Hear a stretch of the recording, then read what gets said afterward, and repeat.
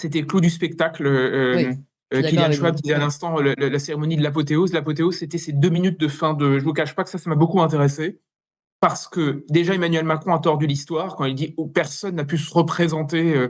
J'ai pas trop compris. Moi, je vous cache pas que j'ai pas trop compris ce qu'il voulait dire d'emblée, puisque oui, certains, il a dit certains sont partis. Non, De Gaulle est parti Oui, parce qu'il a, et il a perdu. Mm.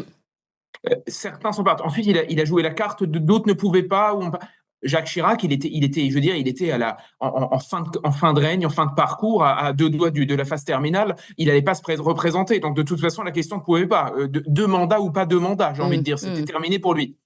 Ce que je veux dire par là, c'est que là-dessus, c'était très intéressant, parce que j'ai pensé à 2 choses. Première chose, Giscard a dit à son père, et se maquer, et pourtant Giscard avait été mis en orbite pour devenir ministre.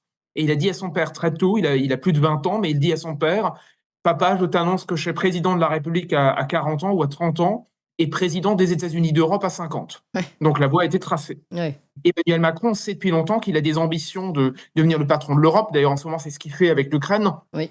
Seulement, mais disons qu'il a un agenda clair, c'est devenir l'espèce de leader européen. Et hier soir, il s'est positionné comme l'espèce de bras armé avec Ursula von der Leyen de ceux qui pensent l'Europe. Ça date pas d'hier. Oui. Donc je pense qu'il a une idée dans le crâne à ce niveau-là. Maintenant, 2032.